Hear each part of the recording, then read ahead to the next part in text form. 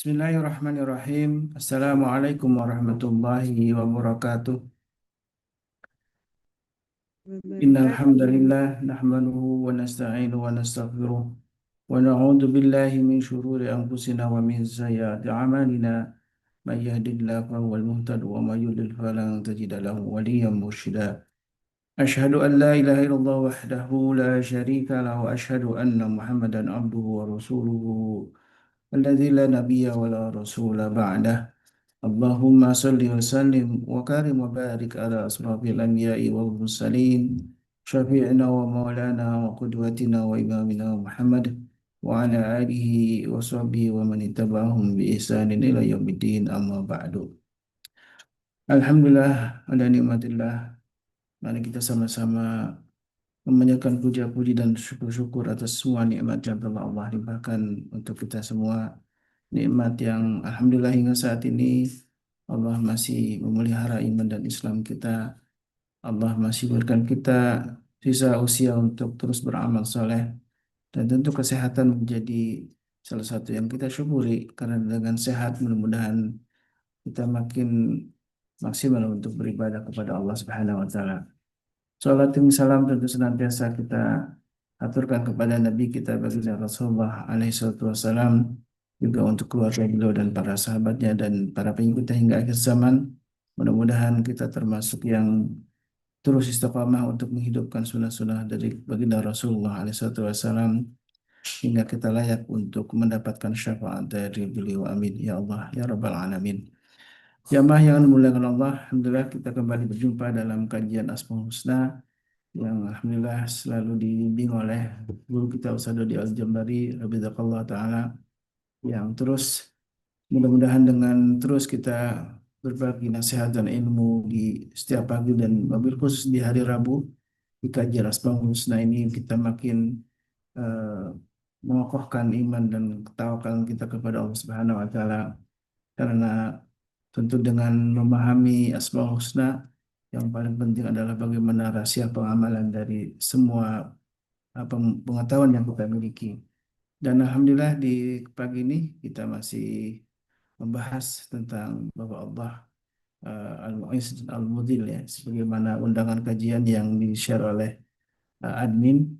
Insya Allah kita akan kembali mendalami rahasia pengamalan dari nama-nama agung Allah, yaitu Al-Mu'izz dan Al-Mudhil. Dan alhamdulillah bersama kita guru kita sudah hadir. Jadi sama-sama kita bersiap diri untuk menerima nasihat dari beliau dan juga jihad tentunya, ya. Dan jangan lupa untuk selalu sisipkan doa-doa kita untuk sama saudara kita, sahabat-sahabat semuanya, wabil khusus untuk para guru kita di Majelis Keluarga Indonesia. Mudah Allah senantiasa limpahkan kesehatan, keberkahan, keistiqomahan, wabil khusus untuk guru kita Ustaz Dodi Al-Jambari hafizahullah taala. Dan alhamdulillah inilah salah satu bentuk ta'zim kita, ya, kepada para guru ini adalah dengan doa. Karena doa bagi kita sebagai orang mukmin, silahul mukminin, disebutkan dalam sabda Nabi yang mulia, adalah senjatanya bagi orang beriman. Baik jemaah Allah, alhamdulillah sudah bersama kita Ustaz Dodi. Kita sama-sama simak kajian pendalaman dari rahasia dari pengamalan Allah Al-Mu'izz dan Al-Mudhil. Tafadhal mashkura. Syukran jazakumullahu khair. Bismillah. Kasih. Assalamualaikum warahmatullahi wabarakatuh. Waalaikumsalam warahmatullahi wabarakatuh. Wabarakatuh. Selamat pagi, Ohio, Sekingijar, Alhamdulillah. Menuju Enjing. Apa kabar semuanya, sehat ya? Alhamdulillah. Kita banyak bersyukur bahwa alhamdulillah Allah berikan begitu banyak nikmat kepada kita. Alhamdulillah. Alhamdulillahilladzi anzalna Qur'ana fi qulubil mu'minin walladzi anzalna sakinata fi qulubil muslimin walladzi arsalna rasula bil huda wa dinil haqq liyudhhirahu ala dini kulli wa kafa billahi syahida. Asyhadu an la ilaha illallah wahdahu la syarika lah wa asyhadu anna Muhammadan abduhu wa rasuluhu la nabi wa rasul ba'dah. Allahumma shalli Wasallim wa barik ala nabiyyina Muhammadin wa ala alihi wa sahbihi wa mawala wa la hawla wa la quwata illa billah. Amma ba'd. Bapak Ibu yang dirahmati Allah SWT, para pecinta ilmu yang insya Allah pagi ini kalau lihat absennya, Masya Allah nih. Pagi-pagi sudah ada Bu Dwi, sudah ada Bu Dewi, Teh Dian, Mbak Enda, orang-orang istiqomah, Masya Allah.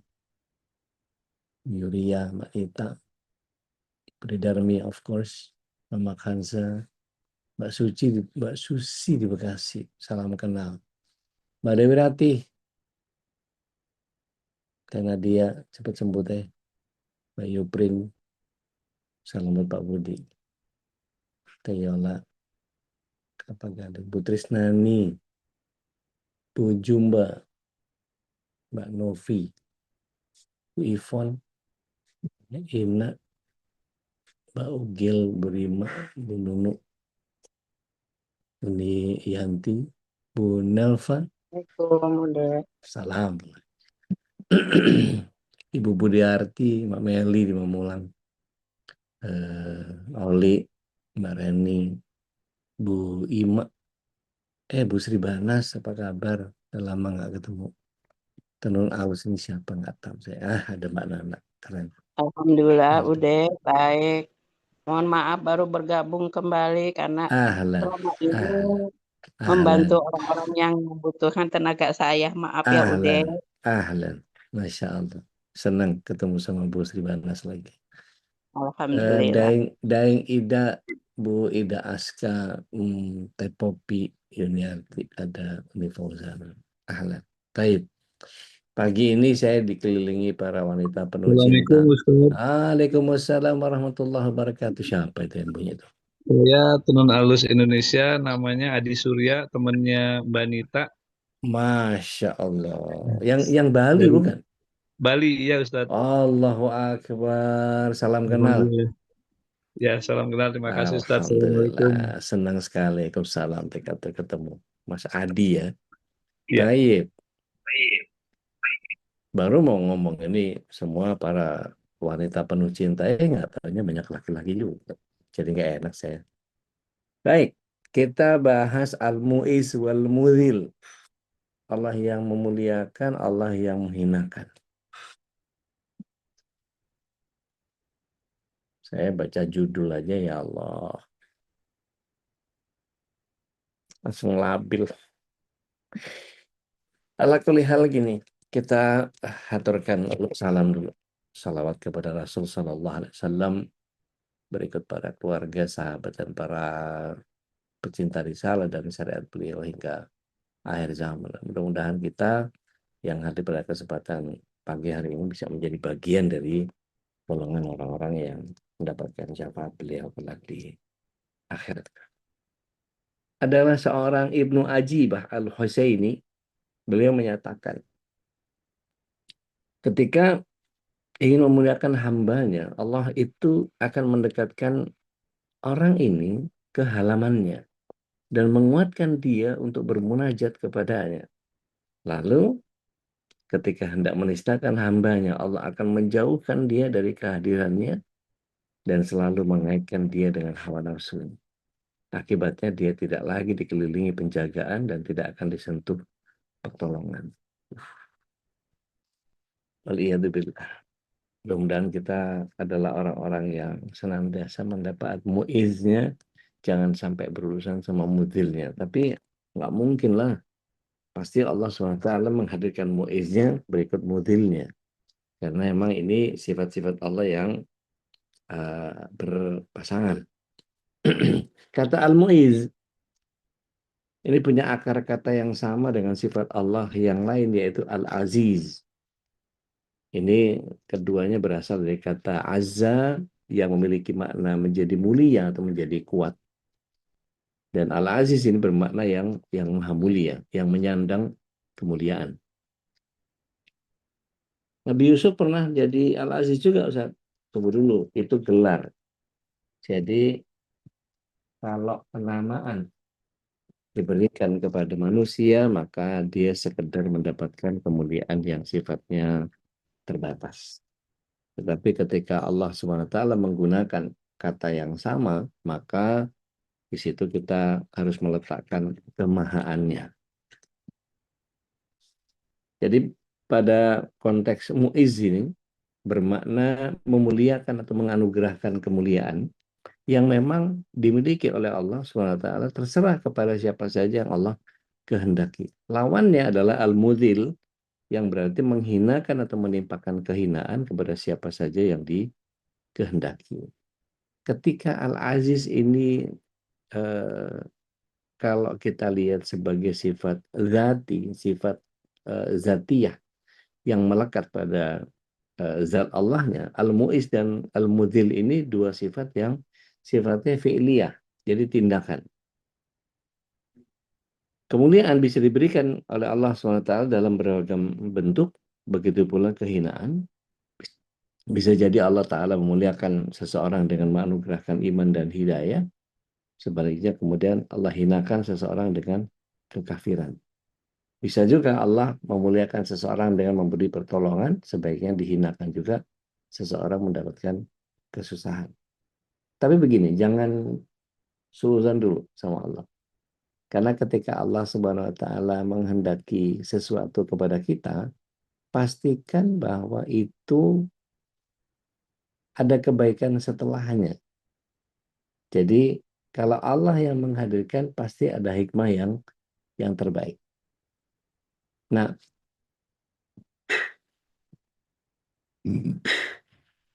afwan. Allah memuliakan seseorang dengan kekayaan, kadang-kadang menghinakan dengan kefakiran. Bisa juga dia memuliakan seseorang dengan menganugerahkan sifat qanaah dan ridho, dan menghinakan seseorang dengan ketamakan. Tamak itu justru kehinaan. Karena apa? Ya jelas negatif. Jadi penjelasannya Imam Al-Baghawi tentang kedua nama ini jadi seperti itu. Lalu siapa yang beruntung mendapatkan kemuliaan?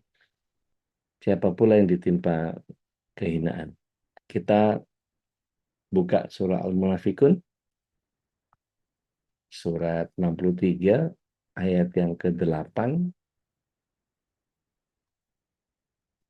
Kalau ada yang berkenan mau baca terjemahnya, monggo, silahkan. Di situ disebutkan bahwa kemuliaan itu diberikan kepada para rasul dan orang-orang yang beriman dalam bentuk kekuatan, yang enggak akan diberikan kepada yang lain. Jadi nabi dan rasul aja yang dikasih. Ada yang mau coba baca? Ya udah. Silakan. Auzubillahi minasyaitonirrajim. Maaf. Surat Al-Munafikun ayat 8. Ya. Auzubillahi minasyaitonirrajim. Bismillahirrahmanirrahim. Mereka berkata, sungguh jika kita kembali ke Madinah, kembali dari perang Bani Mustalik, pastilah orang-orang yang kuat akan mengusir orang-orang yang lemah dari sana. Padahal kekuatan itu hanyalah bagi Allah, Rasulnya, dan bagi orang-orang mukmin. Tetapi orang-orang munafik itu tidak mengetahui. Shadaqallahul Iya. azim. Jadi ayat ini menginformasikan bahwa kemuliaan itu dianugerahkan tidak berdasarkan bentuk fisik, kekayaan, dan status sosial. Tapi kemuliaan dianugerahkan kepada orang yang punya hubungan erat dengan Allah. Dengan meyakininya, membenarkannya, mentaatinya, mendekatkan diri kepadanya. Jadi gini, siapa di antara kita, nggak usah ngacung ya, nggak usah raise hand. Siapa di antara kita yang ketika sholat itu nggak dapet ruhiyahnya, nggak ngeklik sama Allah. Sholat aja, tapi nggak pernah merasakan kenikmatan sholat itu yang sampai menikmati sholat. Jadi sholat itu cuman sekedar ditunaikan, udah. Padahal di dalam sholat itu ada kenikmatan. Saya sudah pernah sampaikan bahwa kekuatan theater of mind kita itu ketika bicara tentang dimensi keberadaan, wah ini agak bahasanya agak tinggi nih. Butuh kecerdasan ini. Gini, Saya pernah sampaikan ya kalau nggak salah, tapi nggak apa-apa ini saya ngulang. Bahwa perhatikan nggak oleh kita, ketika Allah Subhanahu wa Ta'ala di dalam surah Al-Fatihah yang 17 kali kita bacakan di dalam sholat dalam sehari itu. Mari kita lihat. Eh, kok 17 ya Ustaz? 24 dong. Berapa kali rakaat itu kalau kita apa subuh 2, duhur 2, asar 2, maghrib 2, kan dibaca terus tuh. Berapa sih total? Kok jadi kacau ini tuh kan? Subuh 2, duhur 4, gitu kan ya. Terus di asar 4, tambahin lagi maghrib 3, tambahin lagi 4. Berapa tuh total tuh? Saya nggak ngitungin itu. Kalau kita kemudian total Al-Fatihahnya segitu banyak, ada yang pernah perhatiin nggak bahwa Allah Subhanahu wa Ta'ala dalam surah Al-Fatihah itu menggunakan perubahan grammar. Kalau dalam bahasa Arab disebutnya iltifat. Kan gini, kita baca dari mulai ta'awuz kan ya. A'udzubillahi minasyaitonirrajim. Bismillahirrahmanirrahim.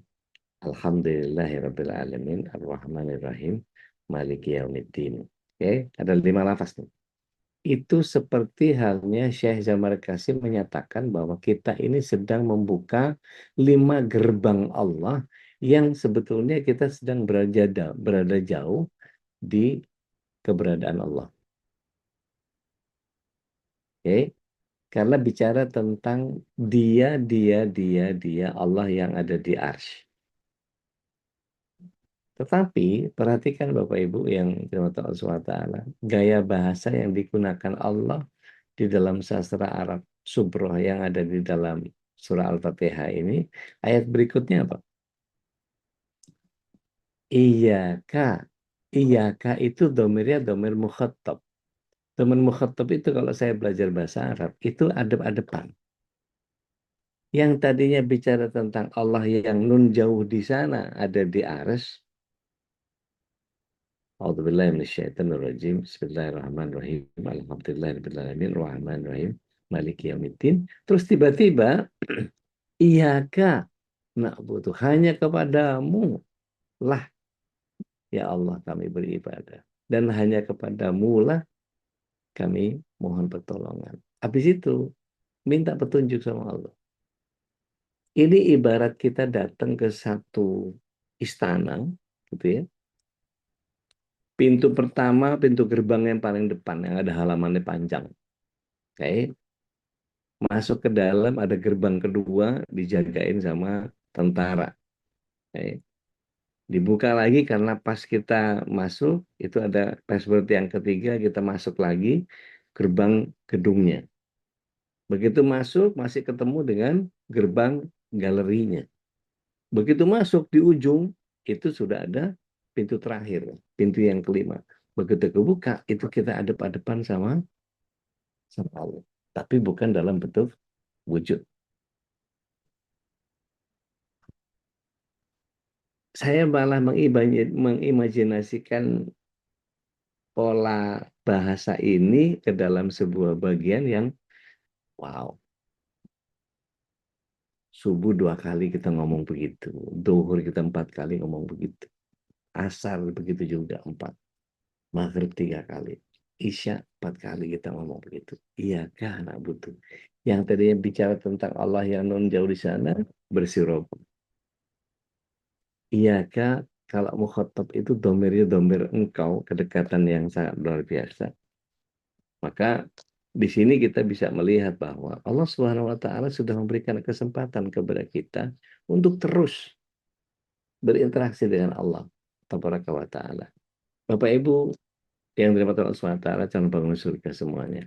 Kita buka surat yang kedua, ayat yang ke-186. Di situ satu-satunya ayat yang kemudian membuat kita menjadi merasa sangat dekat dengan Allah. Ada yang mau coba baca? Silakan. Di situ Allah SWT menyatakan, A'udzubillahi minasyaitonirrajim, wa idza sa'alaka ibadi anni fa inni qarib. Kalau ada orang yang bertanya kepadamu, wahai Muhammad, tentang keberadaanku, maka sesungguhnya aku ini dekat. Fa inni qarib. Dan perhatikan apa yang Allah bilang. Ujibud da'wata da'i idza da'an. Aku akan kabulkan permintaan mereka asal dia mintanya kepadaku. Syaratnya cuma dua. Falyastajibuli wal yu'minu bi. Ibadah ditaati dan meyakini bahwa Allah SWT akan membantu. Jadi antara doa, ketaatan, dan yang satu lagi ada keyakinan, itu jadi harus satu setel. Nah, ayat itu dikatakan bahwa Allah SWT di akhir ayat itu menyatakan dengan sangat luar biasa, yaitu aku akan mengabulkan apa saja yang mereka minta asal itu mereka taat, ya, falyastajibuli wal yu'minu bi, meyakini apa yang datang dari Allah. La'allahum yarsudun, agar mereka tetap dalam sabili rasyad, dalam penjagaan Allah. Nah, ini kemudian punya hubungan erat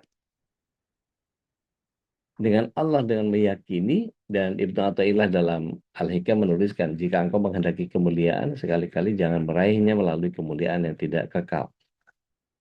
Jika engkau menginginkan kemuliaan yang kekal, Anda akan memilih kemuliaan yang kekal. Imam Al-Ghazali menyatakan bahwa siapa yang tersingkap tabir dari kalbunya sehingga dapat memandang keindahan ilahi, serta dianugerahi qanaah yang menjadikan dia tidak butuh kepada makhluk, dan dia bisa menguasai nafsu, dia sudah dianugerahi kemuliaan oleh Allah. Bahkan kekuasaan duniawi itu akan dianugerahkan sebagai kemuliaan yang sifatnya ukhrawi. Maka Allah Al-Muizz akan menyeru dia di dalam surah Al-Fajr yang ke-27 dan 30. Kita semua hafal tuh kayaknya. A'udzubillahi minasyaitonirrajim. Ya ayatuhan nafsul mutmainnah. Irji'i ila rabbiki radiyatan mardiyah fadkhuli fi ibadi fadkhuli jannati. Itu Bapak Ibu ada yang tahu nggak ayat itu konteksnya untuk apa? Atau ada yang pernah baca asbab nuzulnya nggak? Pernah tahu nggak? Ayat itu sering banget mampir di kuping kita, tetapi kadang-kadang ada yang pernah membahas itu. Atau menurut anggapan kita, kalau ayat itu bicara tentang wahai jiwa yang tenang, kembalilah kepada Tuhanmu dengan hati yang puas, lagi diridhoi oleh Allah, masuklah ke dalam jamaah hamba-hamba Allah, masuklah ke dalam surga. Ada yang tahu nggak? Ini bicara tentang apa? Ini terjadi karena Abu Bakar As-Siddiq radhiyallahu an waktu itu membawa jihad infak fisabilillah kepada Rasulullah SAW. Jadi didahului sama Umar bin Khattab radhiyallahu an, beliau datang menyerahkan sebagian harta. Boleh ditanya sama Rasulullah SAW, "Mahada, apa ini?" Ini infak fisabilillah. Ini betul-betul untuk jihad di jalan Allah. Maka Allah SWT melihat persaksiannya Umar melakukan itu, dikatakan oleh Rasulullah SAW, "Lalu yang kau tinggalkan untuk keluargamu apa?" Maka Umar bin Khattab dengan bangga menjawab, "Aku tinggalkan separuh hartaku dan juga Allah dan Rasulnya." Nggak lama datang Abu Bakar As-Siddiq radhiyallahu anhu, bawa lebih banyak lagi. Bukan dalam keadaan dia lebih kaya daripada Abu Bakar, tapi memberi lebih banyak. Maka sama pertanyaannya. Apa ini?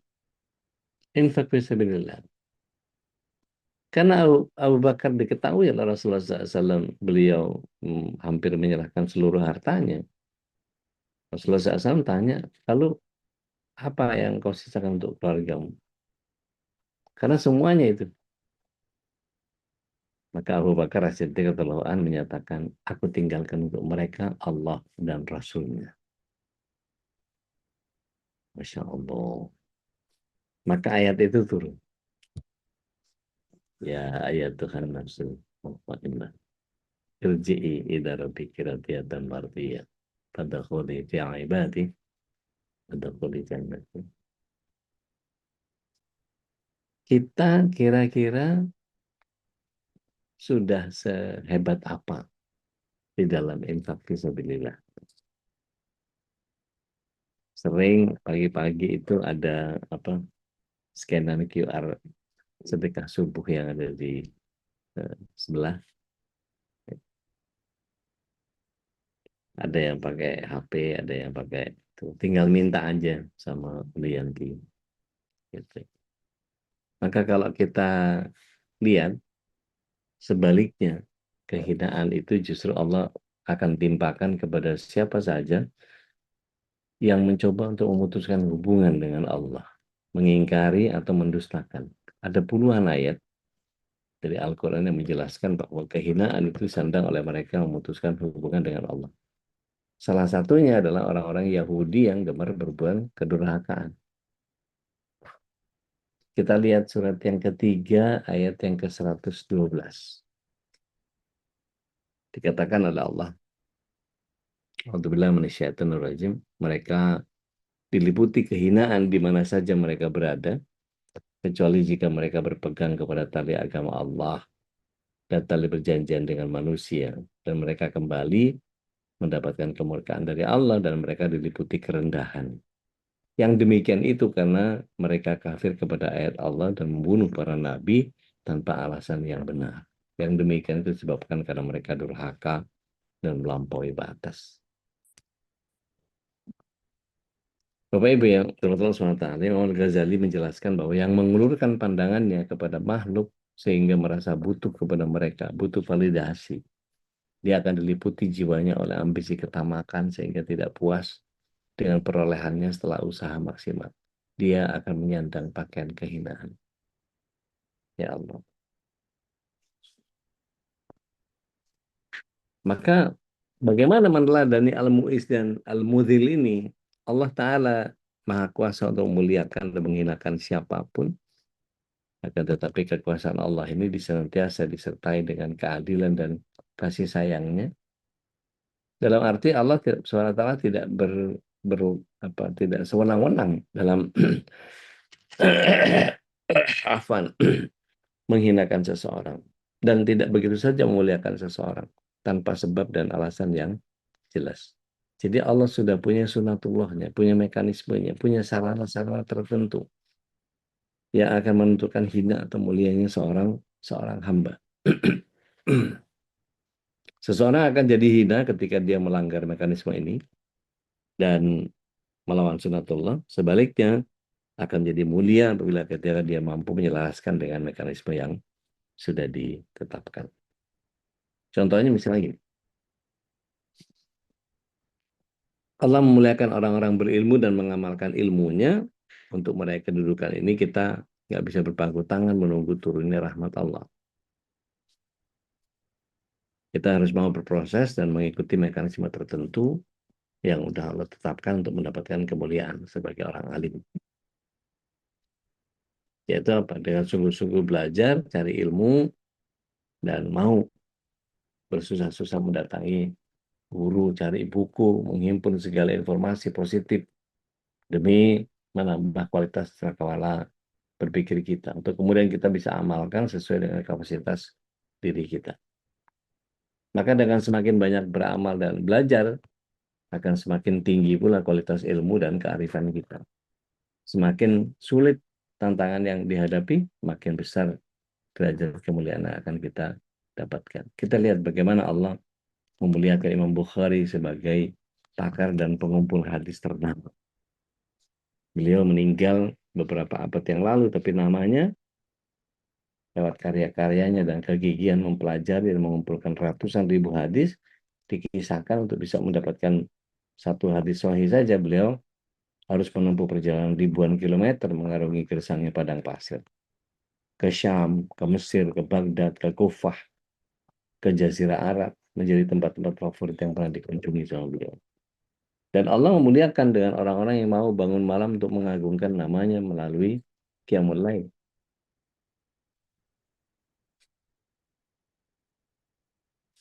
Melangit di bumi itu memang cuma sekedar judul sih. Tapi ada dua grup di MKI ini yang kemudian saling ingat mengingatkan, yang penuh dengan disiplin diri. Kita lihat surat yang ke-17 ayat yang ke-79. Ada yang berkenan mau baca? Monggo, silahkan. 17 ayat 79. Al-Isra. Bismillah.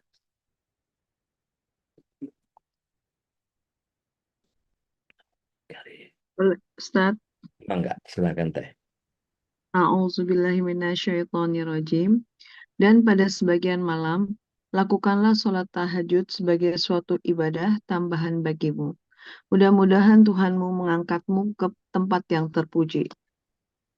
Jadi gini konsepnya. Kalau kita kepengen banget dapet soto sop kambingnya Pak Hasan yang di Bogor. Kira-kira caranya gimana supaya pas ke sana nggak kehabisan? Datang lebih pagi, belum jadi. Pesan telepon dulu. Nah, datang tepat waktu. kalau punya nomor teleponnya, kalau kita kepengen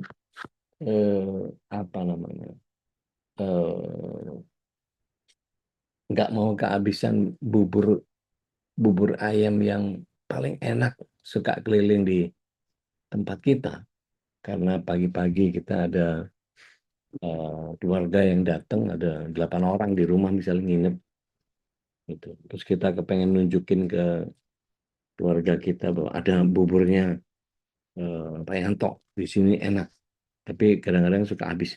Gimana caranya?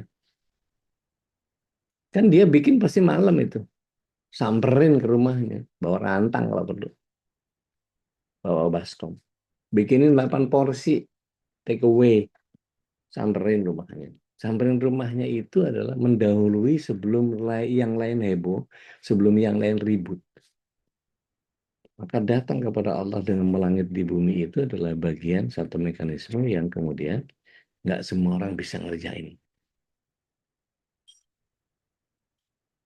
Itu spesialisnya datang dari Allah. Ada orang yang pasang waker nggak kebangun. Ada orang yang udah nyiapin pasang waker segala macam.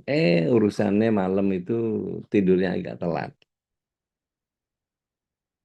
Atau ada sesuatu yang membuat dia menjadi tidak terbangun. Begitu bangun cuma kebelet pipis habis itu karena matanya dibikin ngantuk banget, pulas lagi.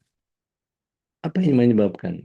Ternyata ketika bangun dia tidak menyebut asma Allah. Dia tidak segera ambil wudhu, tapi dia hanya menuntaskan membuang najisnya saja. Padahal kata Rasulullah SAW, setan itu bikin 3 ikatan di punuk kita, di kahil kita, di punggung. Diikat gitu. Yang kata Rasulullah SAW, begitu bangun kita menyebut salah satunya adalah Alhamdulillahilladzi ahyana ba'da ma amatana wa ilaihin nusyur, lepas satu ikatan. Begitu masuk kamar mandi, Allahumma inni a'udzubika minal khubusi wal khaba'is, udah 2 tuh ikatannya lepas. Selesai kita tuntasin, kita buang najis, kita terusin dengan wudhu setelah istinja dan istijmar.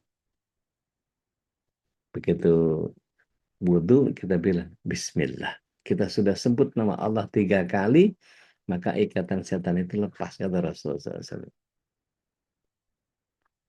Ditambah lagi ketika kita istinsar, masukin air ke hidung, ya, kan Rasulullah SAW itu secidukan ini sebagian besar ke mulut, sebagian ke hidung, jadi gitu. Baru dibuang pakai tangan kiri, dibersihkan. Begitu Rasulullah SAW melakukan 3 kali. Kenapa? Kata Rasulullah SAW, bersungguh-sungguhlah ketika engkau sedang istinsyak. Karena sesungguhnya setan sedang bercokol di rongga hidung kita.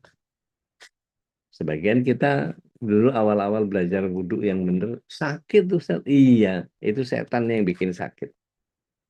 Supaya nggak keganggu. Tempat kotor kok itu. Isinya upil semua. Dan nanti tanya sama dokter, kalau apa namanya, dalam penampang hidung itu, rongga hidung, pertama, siraman pertama itu kenapa disuruh sungguh-sungguh sama Rasulullah SAW, itu membasahi yang kering. Setelah membasahi yang kering, yang kedua itu melepaskan dia dari penampang rongga hidungnya. Yang ketiga, mengeluarkannya secara bersih. Bersih sudah hidung gitu. Jadi nggak perlu ngorong, nggak perlu korek-korek kuping. Kalau kita sering wudhunya pakai istinjak dan yang benar. Dan itu menghilangkan bagaimana setan itu mempengaruhi kita. Itu insya Allah seger, kata Rasulullah SAW. Setelah kita melakukan 3 kali menyebut asma Allah itu. Tapi kalau enggak, aduh. Dibikin ngulet kanan, ngulet kiri, kejang kanan, kejang kiri. Dan ngulet itu enak banget gitu ya.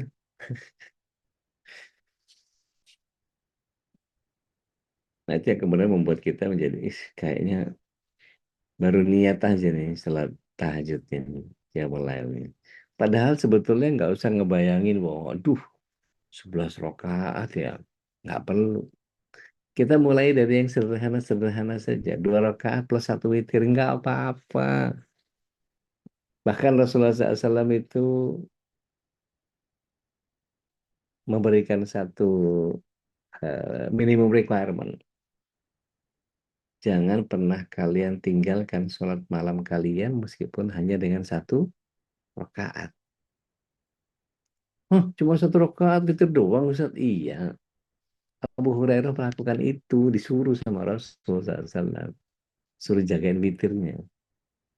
Bahwa kemudian kalau kita lihat Ibnu Umar itu datang ke sepertiga malam itu seperti Rasulullah SAW sepertiga malam terakhir. Adapun Abu Bakar As-Siddiq radhiyallahu anhu, beliau ngehack.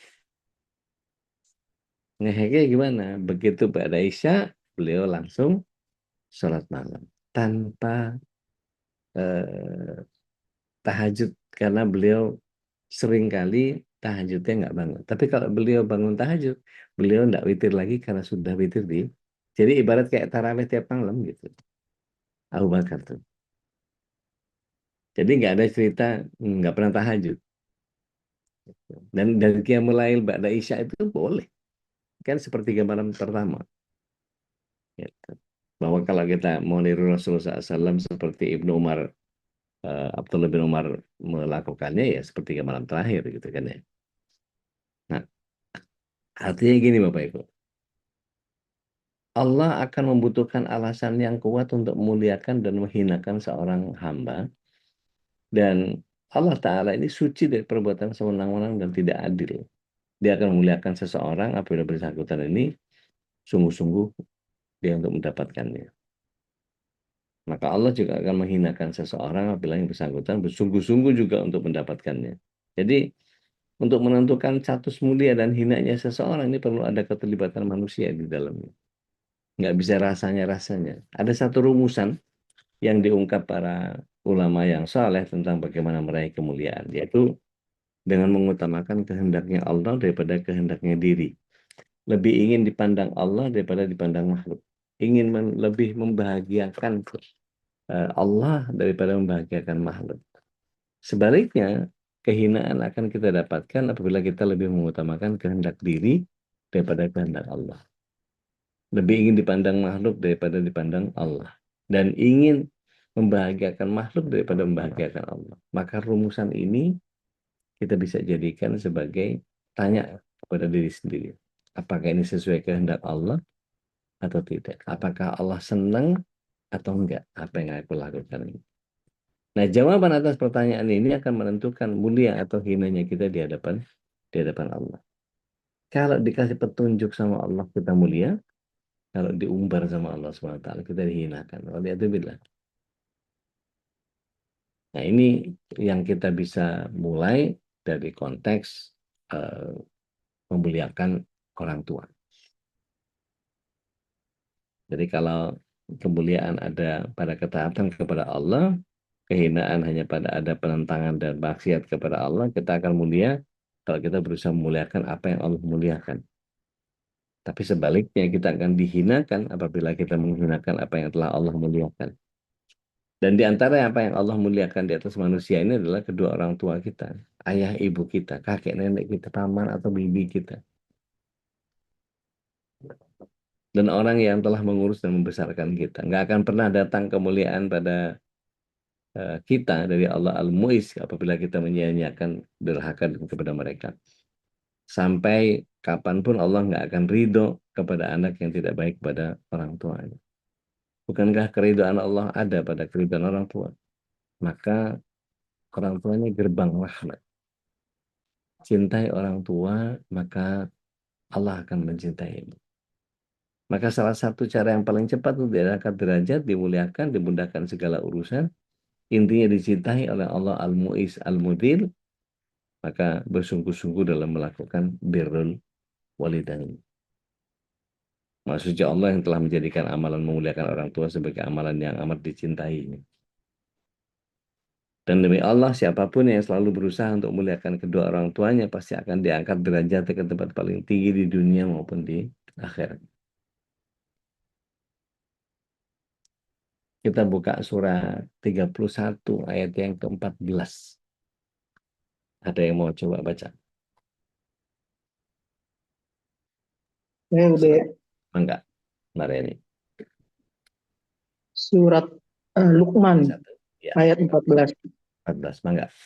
A'udzubillahi minasyaitonirrajim. Dan kami perintahkan kepada manusia agar berbuat baik kepada kedua orang tuanya, ibunya yang telah mengandungnya dalam keadaan lemah yang bertambah-tambah, dan menyapihnya dalam usia 2 tahun. Bersyukurlah kepadaku dan kepada kedua orang tuamu, hanya kepada aku kembalimu. Bapak Ibu yang dirahmati Allah SWT, ini firman Allah yang kalau kita baca berulang-ulang, kita renungkan dalam-dalam. Allah Al-Mu'izz akan berkenan mengaruniakan cahaya hidayahnya kepada kita, mengaruniakan kesanggupan untuk mengoreksi diri, dan mengaruniakan kesadaran untuk bertanya, sudah berapa besar kita memuliakan orang tua, ayah dan ibu kita? Sudah seberapa sering kita panjatkan doa untuk mereka? Sudah berapa banyak harta yang kita wakafkan untuk beliau?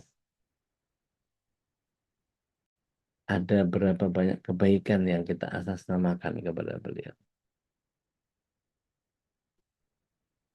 Ada seorang perwira tinggi yang sukses dalam karirnya, ternyata dia punya jawaban yang sangat sederhana ketika ditanya oleh waktu kecil, apakah Bapak pernah bercita-cita dari seorang jenderal? Pertanyaan ini dijawab dengan tegas, saya nggak pernah bercita-cita seperti itu. Kalaupun ada yang saya dambakan ketika itu, bahkan sampai sekarang, saya hanya ingin membahagiakan kedua orang tua saya. Masya Allah. Betapa dengan keinginan yang sepintas kelihatan sederhana, dia punya energi yang luar biasa untuk mampu menempuh jenjang demi jenjang pendidikan dengan prestasi yang gemilang. Bahkan ketika mulai masuk dinas ketentaraannya, beliau mampu meraih jenjang demi jenjang dengan gemilang sampai kepada pangkat yang disandangnya sekarang, Masya Allah. Maka kita jangan sampai mengabaikan amalan yang sangat dicintai sama Allah. Rasulullah SAW dengan keinginan yang sepintas tanpa sederhana. Beliau memiliki energi yang luar biasa, sehingga beliau mampu menempuh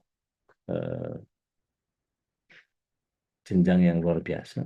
Beliau menempatkan ibu justru 3 tingkat di atas bapak dalam hal bakti kepada kedua orang tua. Betapa tidak. Sekiranya kita menghitung penderitaan dan pengorbanan mereka untuk kita, sungguh tidak akan terhitung dan tertanggungkan. Seorang ulama mengatakan, walau kulit kita dikupas sampai terlepas dari tubuh kita, kita nggak akan pernah menandingi pengorbanan orang tua kita kepada kita. Berbulan-bulan kita membebani perut ibu sampai dia miring, bergerak sulit karena rasa sakit menahan beban dalam perutnya. Berjalan berat, duduk nggak enak, tapi dia nggak pernah kecewa. Sebaliknya dia tetap tersenyum.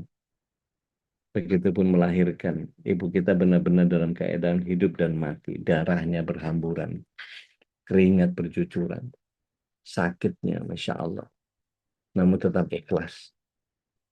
Dan ketika melihat kita, jabang bayi ini hilang semua penderitaan, senyumnya tersungging.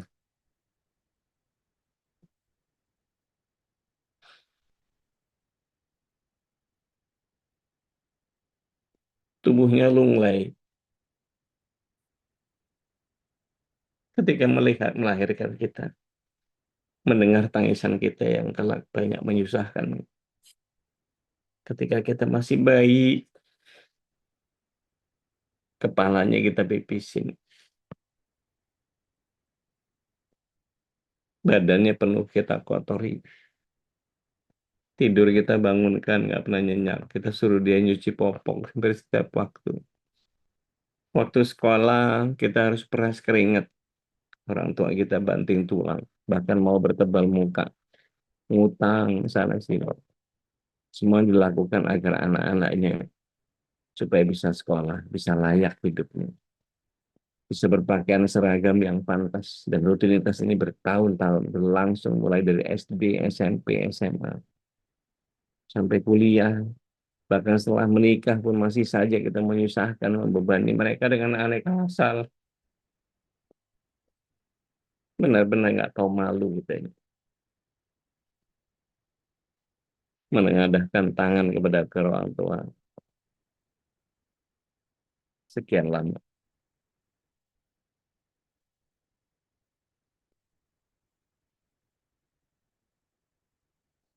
Dan semua contoh ini seharusnya menyebabkan kita jadi bisa ngukur diri. Apa yang bisa kita lakukan untuk keduanya selama ini. Betapa sering kita dulu ngelawan sama orang tua. Mulai dari tingkah laku kita yang jauh dari kesopanan. Ucapan yang kadang menyakitkan. Sampai perlakuan yang terlalu sering kita merendahkan. Bapak ibu kita bukan pembantu. Dan yang lebih kurang ajar lagi, kita sering memperlakukan mereka sebagai babu. Bahkan ada di antara kita yang malu punya orang tua yang lugu dan sederhana. Nggak modern, ketinggalan zaman. Nggak keren.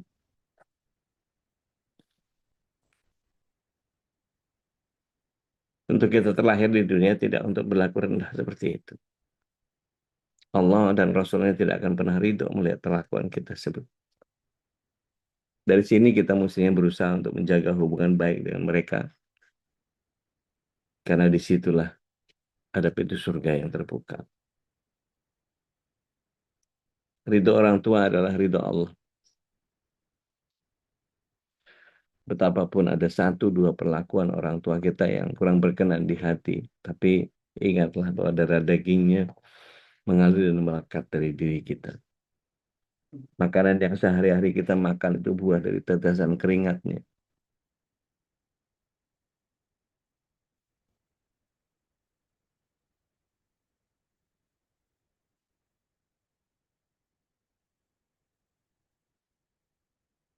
Panjangkan sabarnya dan terus panjatkan doa. Karena siapa tahu Allah akan segera mentakdirkan pertemuan dengan mereka bagi yang sudah berpulang. Kalau keduanya sudah berada dalam kubur, bagaimana kita bisa mencium tangannya?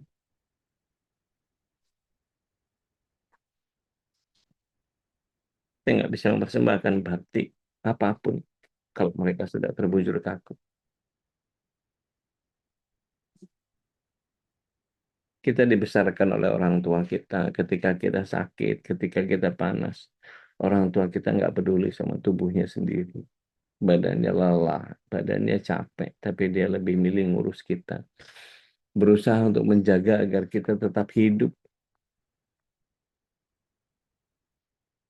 Tapi berapa banyak anak-anak yang kemudian ketika orang tuanya dalam perawatannya, enggan anak-anaknya mau ngurus. Bahkan sangat diharapkan kematiannya. Seolah-olah orang ini kok nggak mati-mati. Repot saya ngurus ini, ngurus itu, apa segala macam. Sudah susah jalannya. Kalau berak sembarangan, pipis sembarangan. Nggak bisa dikasih tahu. Serba pikun, salah semua yang dikerjain, ini, itu, apa.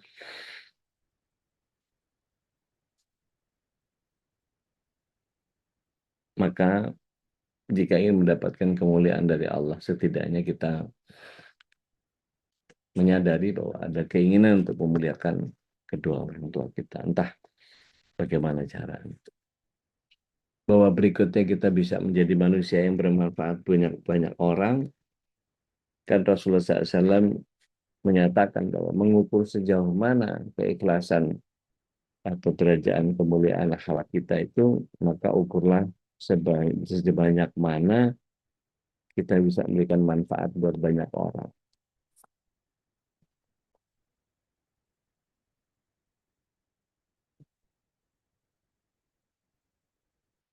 Kalau kita kemudian melihat posisi kita, ada satu hadis Rasulullah SAW menyatakan khairun nas anfa'uhum linnas. Sebaik-baik manusia di antaramu yang paling banyak manfaatnya bagi orang lain. Maka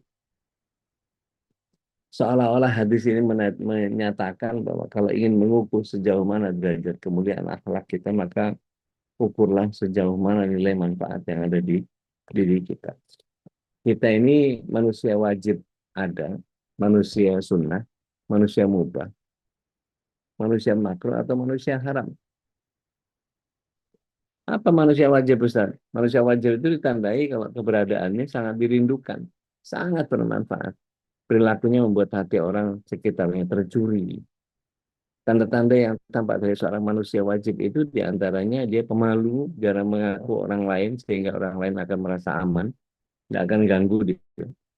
Perilaku kesehariannya lebih banyak kebaikannya, ucapannya terpelihara, dia hemat betul kata-katanya, sehingga lebih banyak berbuat daripada berbicara. Sedikit kesalahannya, tidak suka mencampuri yang bukan urusannya, dan sangat nikmat kalau berbuat kebaikan. Hari-harinya tidak lepas daripada menjaga silaturahim, penuh wibawa, penyabar, selalu berterima kasih, penyantun, lemah lembut, bisa menahan dan mengendalikan diri, dan penuh kasih sayang. Dia alergi dengan perilaku melaknat, memaki, memfitnah, menggurui,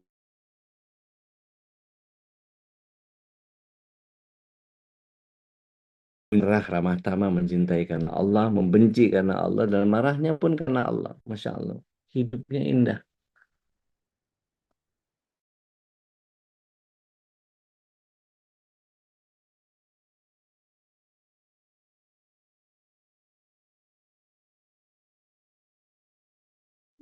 D-nya nge-freeze lagi.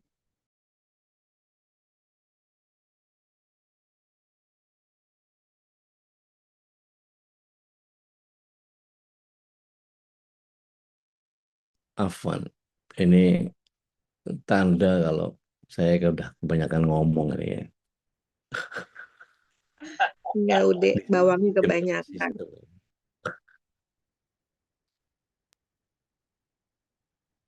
Disuruh diem kayaknya ini. Jadi insya Allah kita terusin bagaimana orang yang sunnah, bagaimana orang yang mubah, bagaimana orang yang makruh, dan bagaimana orang yang haram. Tapi orang yang wajib itu dia akan memberikan begitu banyak manfaat buat banyak orang lain. Saya balikin dulu ke Ustaz Khalis. Tafadhal Maskur Ustaz. Baik, insyaallah tabarakallah. Jazakallah khairan. Saudari yang sudah mengingatkan kita tentang banyak hal ya. Betapa tadi disebutkan orang yang al-mu'iz, orang yang dimuliakan oleh Allah ya.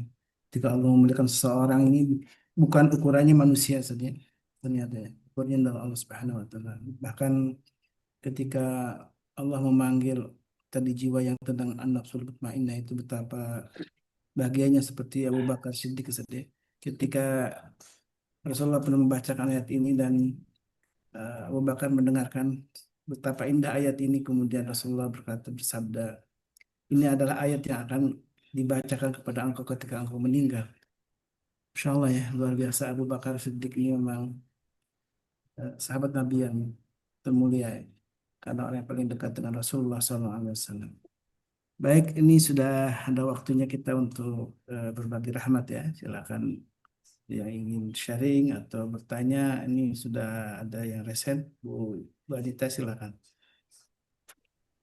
Assalamualaikum warahmatullahi wabarakatuh. Makasih Ustaz. Waalaikumsalam warahmatullahi wabarakatuh. Tapi nama saya Yunita Tonita, nggak Anita. Ntar potong kambing lagi. Baik, Ude, mohon maaf. Jangan tiap pagi bawa bawang, kenapa ya? Ini Senin, Selasa, Rebo, bawang terus. Matanya nanti kayak kodok saya. Iya, mengenai salat tahajud seperti yang udah bilang tadi. Pertanyaan saya, apa harus ditutup dengan witir? Apa cukup tahajud aja terus mau berapa rakaat sekalipun? Kalau kita nggak tutup sama witir gimana? Gitu. Satu. Baik. Terus satu-satu ya, satu-satu ya, satu-satu ya, satu-satu ya. Iya, satu-satu. Nggak boleh sekaligus, nggak boleh berkaitan soalnya. Iya, Terus boleh nanti abis ini. Jadi gini. Oh ya. Kata Rasulullah SAW, la witra ini fil lailah. Tidak ada dua witir dalam satu malam. Jadi kalau kita sudah sholat malam di awal waktu, maka kalau bangun lagi untuk sholat lagi, maka nggak boleh melakukan witir dua kali. Kalau witir sama witir kan jadi genap. Witir itu ganjil. Nah, Rasulullah SAW diikuti sama para sahabat. Dia mengerjakan witir di awal seperti kayak kita taraweh, atau dia boleh pilih di tahajudnya. Tapi tidak boleh dua-duanya. Tapi apakah harus ditutup dengan witir? Nggak harus. Misalnya taraweh. Kita taraweh nggak mau ikut witir sama imam. Tapi kita nanti witirnya nanti malam pas tahajud. Boleh? Boleh.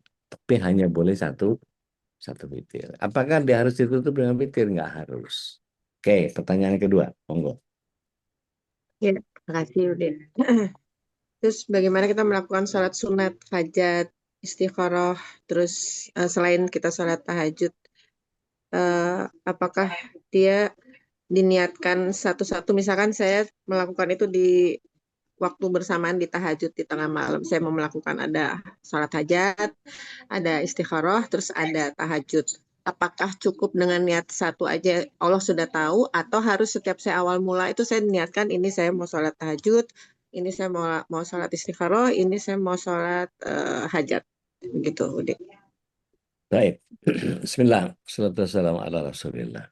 Jika memang waktunya nggak cukup untuk kita ngurutin satu-satu, maka dirapel semua boleh. Imam Nawawi membolehkan. Asal sunnah tumpuk jadi satu, boleh. Tapi dalam kondisi ideal, sholat hajat itu kapan? Ya ketika ada hajat. Nggak harus nunggu malam, nggak harus nunggu sepertiga malam. Oh, kapanpun. Sekarang nih, habis ini nih, sekarang 6.38, habis ini tutup, langsung ambil wudhu, sholat hajat, boleh. Oh, oke. Istikharah juga sama. Istikharah itu sebagian yang dilakukan sama Rasulullah SAW itu ketika beliau ingin memantapkan hati untuk satu hal. Hmm. Hmm. Mau berangkat safar misalnya. Berangkat Hmm. safarnya asar ya sholat istikharahnya asar. Gitu. Kalau sesuatu ada yang beliau ingin kokohkan di ibadah subuh ya beliau lakukan ibadah subuh. Gitu. Jadi nggak ada masalah mau dilakukan kapan. Nggak usah nunggu dikumpulin sholat hajat, sholat istikharah, tahajud, witir nggak usah. Bahkan kalau kalau ada orang yang membiasakan, saya biasanya bangun pagi itu sholat sunnah dulu, sholat hajat, habis itu sholat tobat, habis itu baru tahajud, baru witir. Saya pengen tanya, dia mendawamkan itu, dia melestarikan itu, melazimkan itu, ada dalil nggak yang dia gunakan? Atau hanya berdasarkan saran dari orang banyak? Oh aku kalau anu gini, habis sholat hajat, sholat istikharah, sholat taubat, habis itu baru aku tahajud. Oh gitu caranya. Oh baiklah, aku akan ngikut itu. Nggak boleh kita ikut-ikutan begitu. Kalau kita tanya urutannya, sholat malam itu gimana? Ya udah sholat malam aja. Rasulullah SAW dia sholat ringan 2 rakaat. Habis itu baru sholat yang biasa. Sholat biasanya Rasulullah SAW itu ya lama dan masya Allah itu. Jadi Baik. boleh kapan saja sholat hajat atau istikharah sesuai dengan waktu. Nggak harus di sepertiga malam terakhir. Wallahu a'lam. Baik. Satu lagi, Ude. Ya, mangga. Bagaimana kita tahu kalau doa-doa kita di dalam tahajud kita ataupun dalam istikharah kita itu terjawab bahwa Allah memang kasih jawaban. Kita Oke, tahunya good. itu seperti apa? Waalaikumsalam. Bagus. Bismillah, salatu wassalamu ala Rasulillah. Imam Nawawi lagi-lagi bicara tentang kalau sesuatu dimudahkan menuju kepada apa yang kita inginkan, maka itulah kemudahan jawaban dari istikharah kita. Ketika sesuatu disulitkan, maka itulah jawaban dari istikharah kita. Kadang-kadang gini, kita istikharah aja gitu. Habis itu kita jalanin aja apa yang kita kepengen. Nanti lihat, susah atau digampangin sama Allah. If it works, bismillah. Ini Allah kasih jalan. Tapi kalau dipersulit, oh ini ganjilan yang datang dari Allah. Oke, fine. Jadi jangan kemudian maksa. Kan ada tuh yang suka maksa tuh. Misalnya nih, dulu ya Allah, kalau emang rezeki ini nggak baik buat aku, perbaiki ya Allah. Lo maksa. Ya Allah, kalau emang jodoh ini cocok untukku, cocokin ya Allah. Kalau nggak cocok, tolong cocokin ya Allah. Lo maksa, jangan. Gitu. Ya Allah, kalau dia memang baik buat aku, dekatkan ya Allah. Kalau kurang baik, tolong baikin ya Allah. Ya, nggak gitu. Mestinya ya kalau baik dideketin, kalau buruk jauhin gitu. Jadi jangan maunya kita. Itu untuk istikharah. Untuk hajat beda. Kerjakan saja sampai hajatnya terkabul itu kata Imam Nawawi. Jadi misalnya kita mau sholat hajat 100 rakaat gitu. Dua, kita kumpulin sampai kabul hajatnya. Gitu. Sampai kejadian. Gitu. Itu sholat hajat. Jadi sholat hajat itu kita targetin dulu gitu, Dek. Untuk dapetin misalkan kita mau ujian misalkan itu. Ya. Saya mau ujian, terus saya punya seperti kayak nazar atau gimana sih? Maksudnya udah tuh kita di awal 10 rakaat itu terus kita lakukan sampai hajat kita selesai misalkan gitu. Atau gimana, Ude? Agak Jadi kurang gini, paham, maaf. Gini, misalnya kita punya hajat, Udahnya kepengen nge-freeze Allah, lagi, Ustadz Walis. nge-freeze lagi ya? Nge-freeze lagi ya? Enggak, udah. apa aman. Nge-freeze lagi? Enggak kan? Lanjut. Enggak, aman. Enggak. Iya, Ustaz. Di tempat wanita kali yang nge-freeze. Oke, jadi misalnya gini, saya kepengen hajat saya ini kabul. maka saya akan minta sama Allah sampai hajat saya terpenuhi.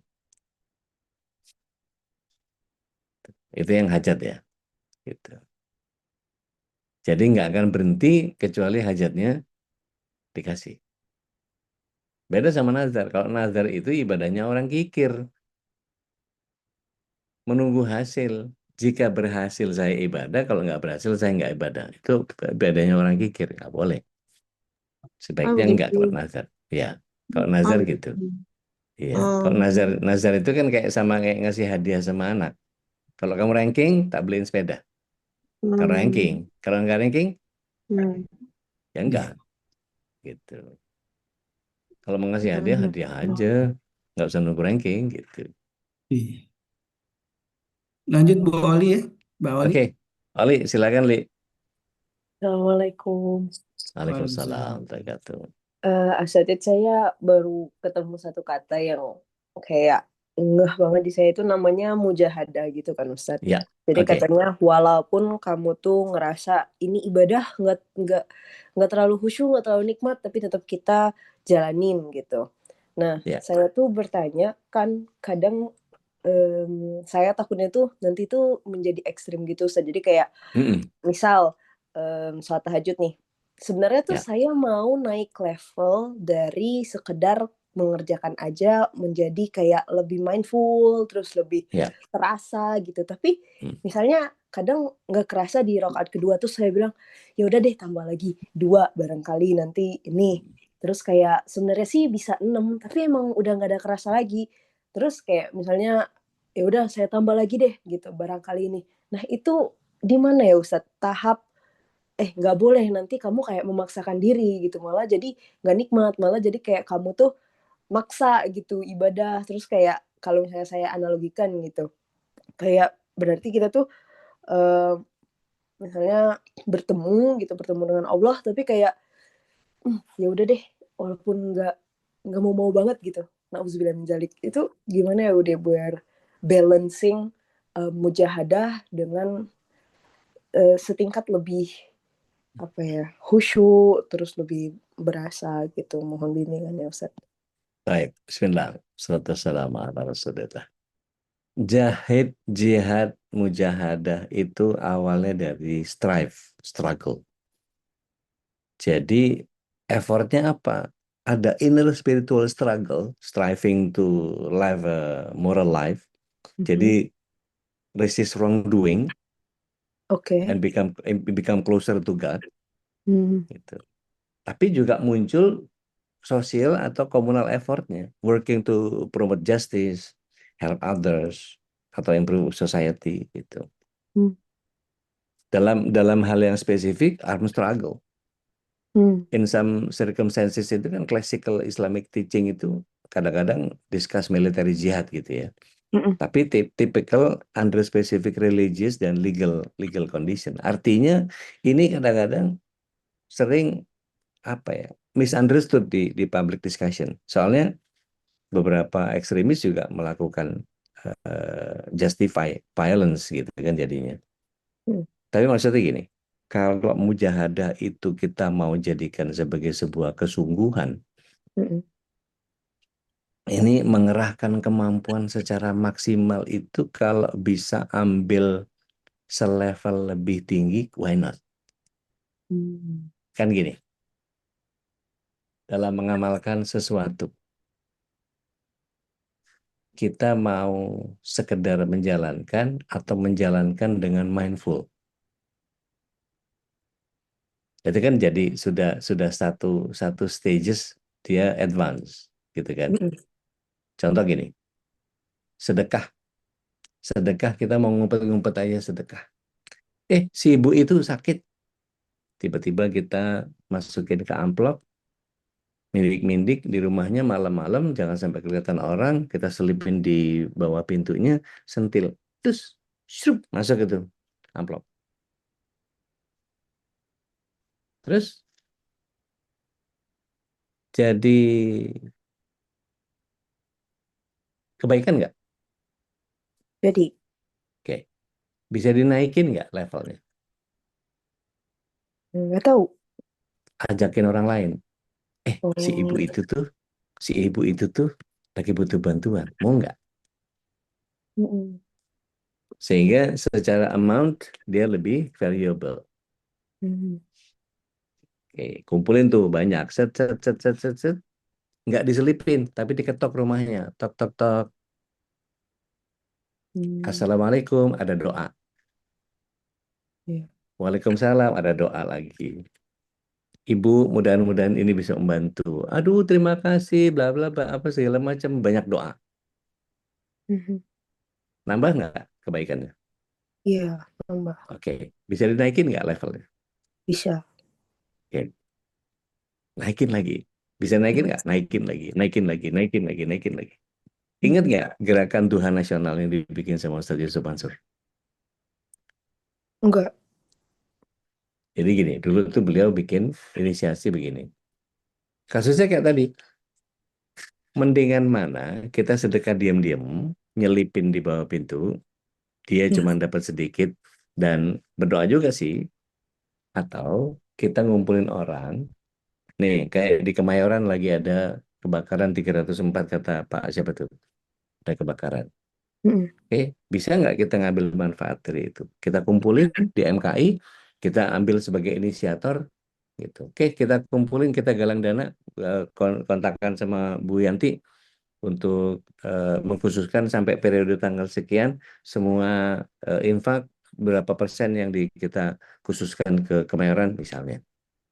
Gitu. Atau bikin gerakan kumpulin baju bekas untuk apalah, pokoknya social activity lah, bikin. Mm-mm.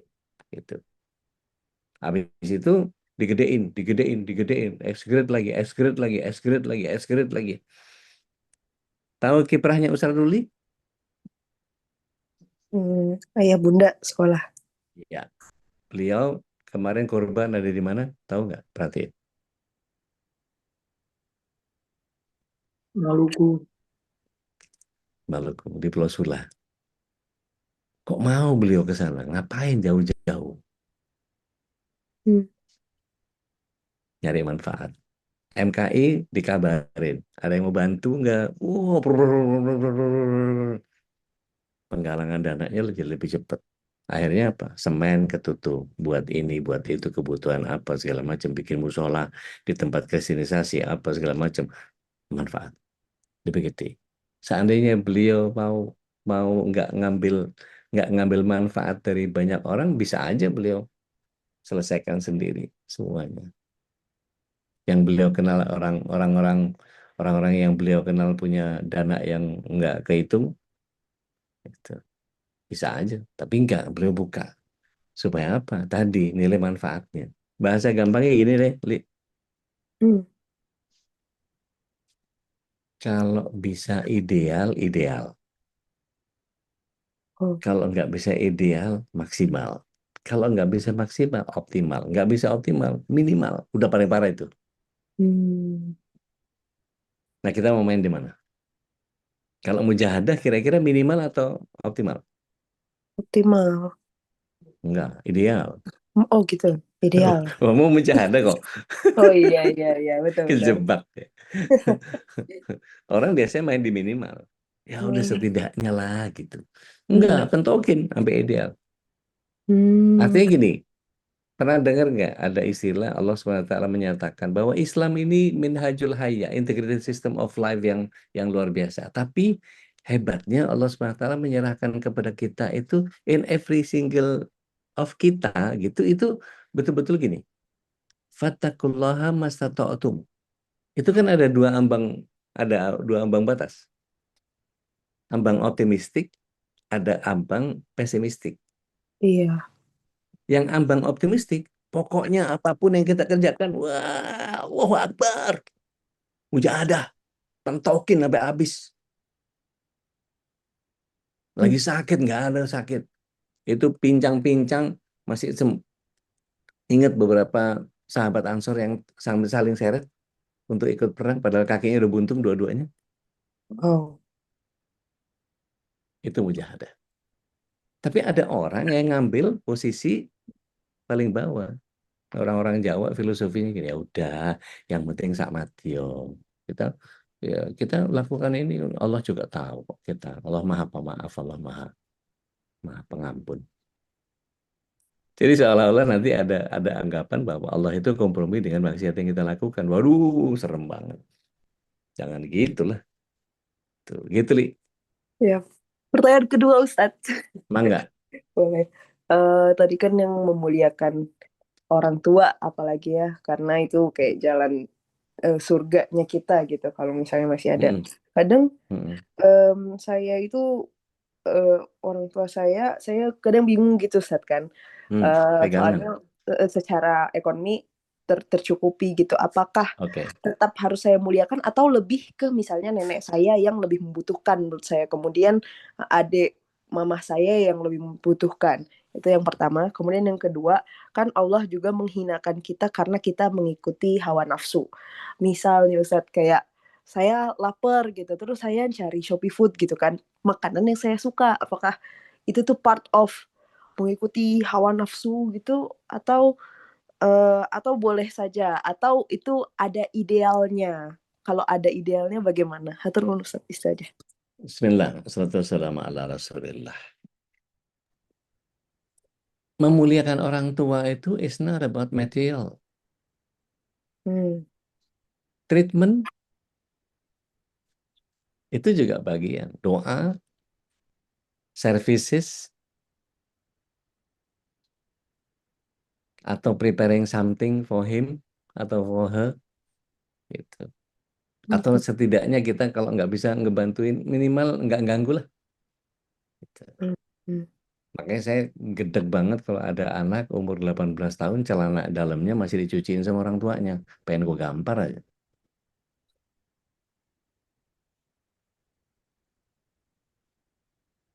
SD kelas 6 itu sudah mesti nyuci celana dalamnya sendiri harusnya.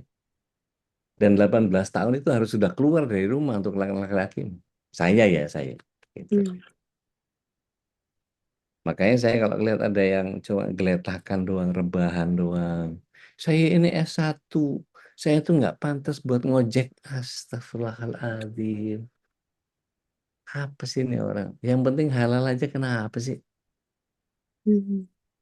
Itu bahkan sampai ada yang, aduh ya Allah, banyak sekali yang kemudian kemakan gengsi gelar sarjananya, terus kemudian dimilih-milih untuk pekerjaan, akhirnya ya sudah berakhir tragis keluarganya, bahkan dia sendiri berakhir tragis. Waliyadzubillah. Karena apa? Dari kecil nggak pernah dikasih tahu, orang tuanya nggak pernah ngajarin. Itu ibaratnya apa? Buah jatuh sepohon-pohonnya itu. Gimana tuh, kebayang nggak tuh? Jadi ketika kita tahu bahwa orang tua kita ndak butuh materi dari kita, kira-kira apa? Senyum manis, perlakuan, maybe we make something nice yang kemudian mereka senang, yang kita mungkin nggak senang, tapi dia senangnya itu, ya udah kita siapin itu. Special gift atau anything yang sifatnya treatment, sifatnya service gitu. Any kind. Gitu. Jadi nggak harus, wah dia lebih kaya, oh gue mau ngapain sama orang, enggak. Kita berbakti, kita ngedoain, kita menyematkan nama-nama mereka di setiap apa yang kita kerjakan. Habis baca Quran, ya Allah, kalau memang ada pahalanya ini untuk orang tua aku, ya Allah. Kalau ada pahala dari apa yang aku kerjakan ini buat orang tua aku, ya Allah, boleh, nggak ada masalah. Mereka nggak tahu bahkan, gitu.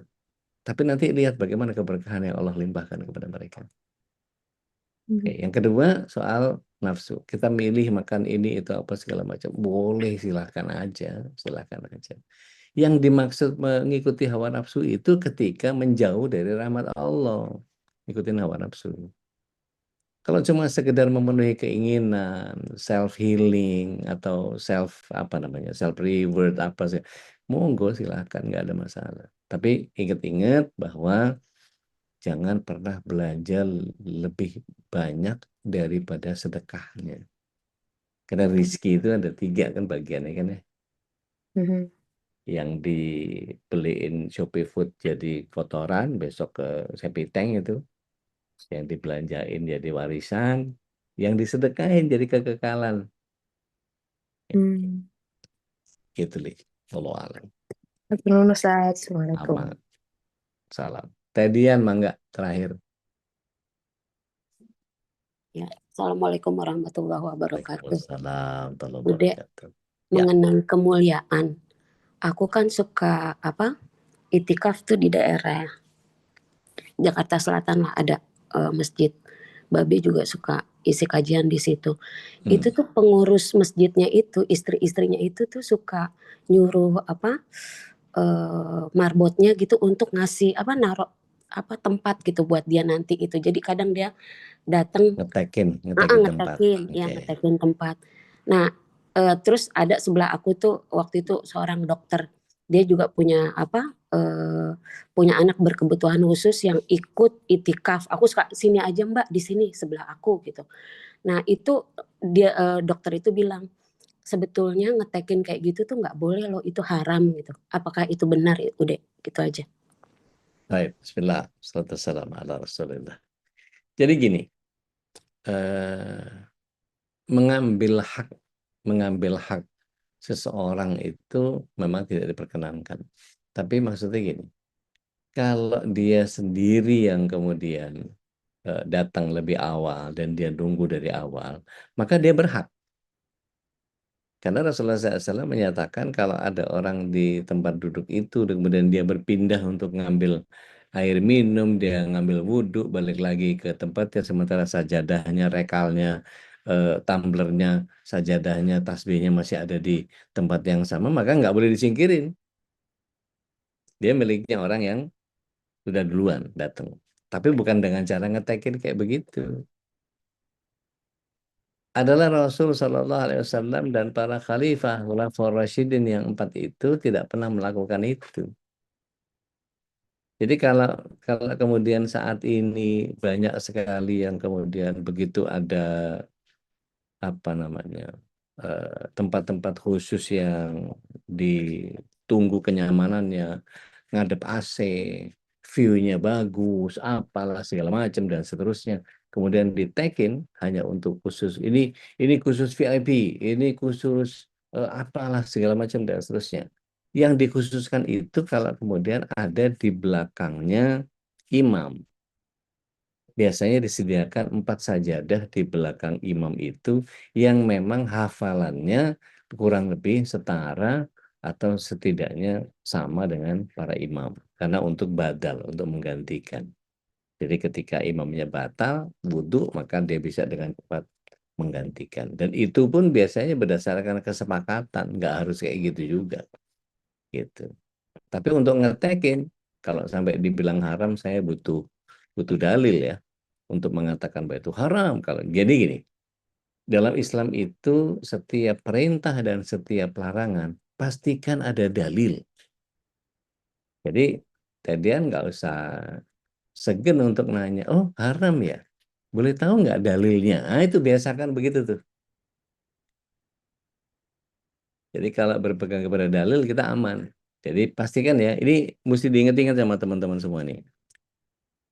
Dalam Islam, setiap perintah, setiap larangan, pastikan ada dalil. Ada bisa ngulang nggak?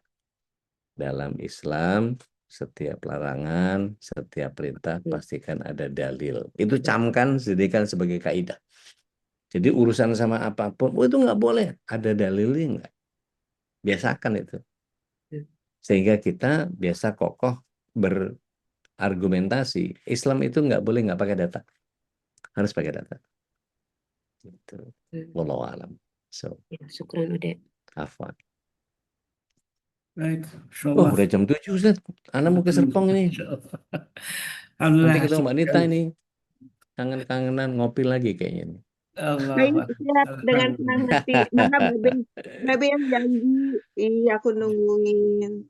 Dan Siap. tolong Tobis terverifikasi halal ya. Oke. Insyaallah, Oke. alhamdulillah, insyaallah. Ditunggu nih ajakannya nih, ngopinya.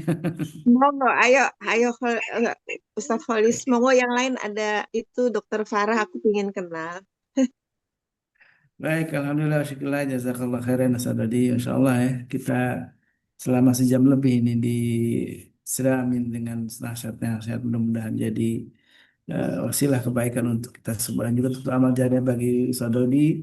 Untuk kita pun jangan lupa untuk nge-share ya kajian-kajian ini, karena orang yang mandala ala khair ini, bang siapa yang menuju kepada kebaikan. Jadi pasti tahu kebaikan itu salah satunya sederhana.